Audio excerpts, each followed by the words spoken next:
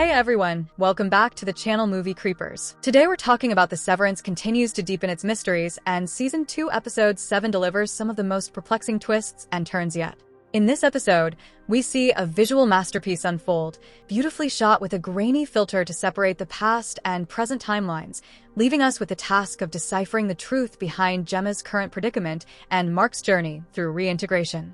Let's dive into the emotional, psychological, and mind-bending layers of this episode. So let's break it down. But before we jump into the exploration, don't forget to hit that subscribe button so you never miss out on future videos. Thank you. Let's begin.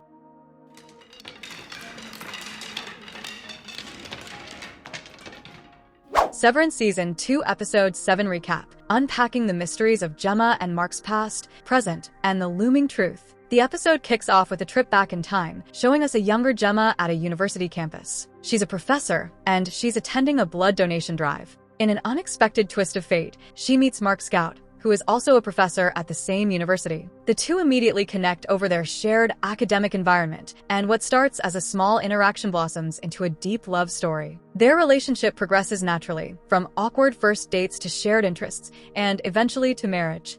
At one point, Mark subtle hints about wanting to start a family service. He buys a baby cot, which seems like a random purchase, but carries the message of his desire to grow their family. Gemma catches on, and the couple begins trying to conceive. It's a tender moment in their relationship, full of hope, until tragedy strikes. Gemma suffers a miscarriage, and the grief that follows shakes their relationship to its core. Mark tries to support Gemma through her emotional turmoil, but the pain is deep. Despite the sorrow, they manage to find their way back to each other, strengthening their bond. Their love story is one of resilience, trust, and unwavering support, despite the difficult times. However, as the episode weaves between past and present, we're left questioning the authenticity of these memories. Is this a real love story, or is it part of a larger, orchestrated narrative? Considering the ongoing corporate manipulation from Lumen, could their entire relationship be a construct designed to steer Mark's life into a particular direction? Season 2, Episode 6, left us with a cliffhanger. Mark's reintegration procedure seemed to be complete, but he collapsed shortly after. In Episode 7,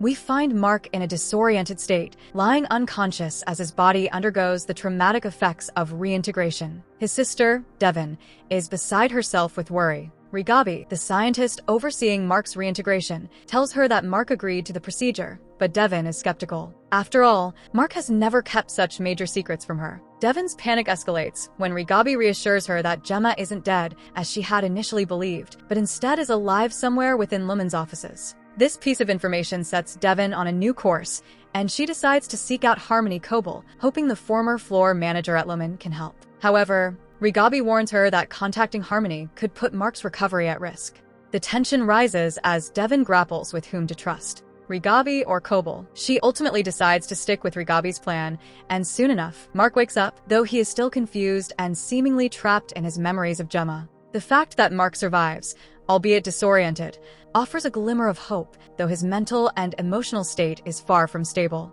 The true heart of this episode lies in the mystery surrounding Gemma's fate. For the first time, we see the story unfold from her perspective. We learn that Gemma is alive, but she's not free. She's trapped within Lumen Industries, subjected to an endless cycle of experiments that seem both cruel and intrusive. But the big question is, how did she get here?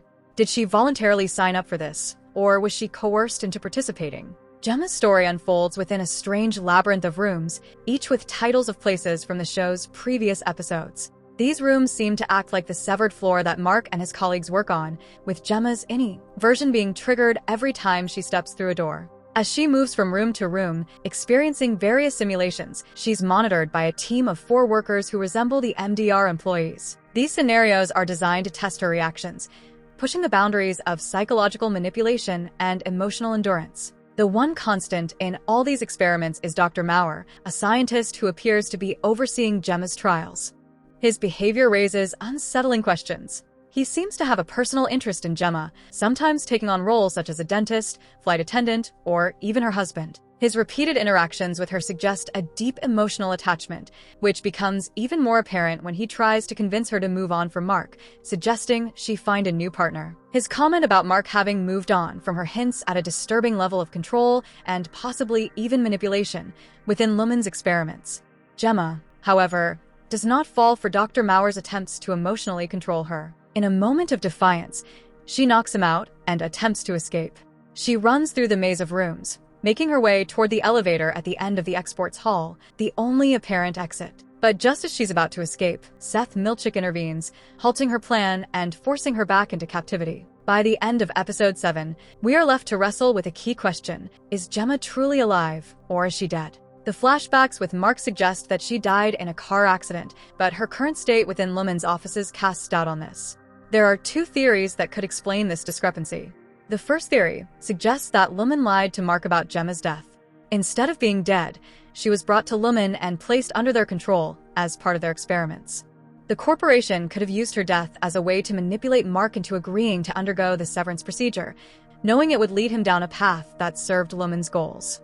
The second theory is that Gemma had already been severed before her car accident, and while her real self died in the crash, her innie version lives on within the Lumen facility. This would mean that the Gemma we see in the present is not the real Gemma, but her innie, who is stuck in a loop of simulations and tests designed to push her beyond her limits. As we move forward into the next episodes, the mystery of Gemma's true fate deepens.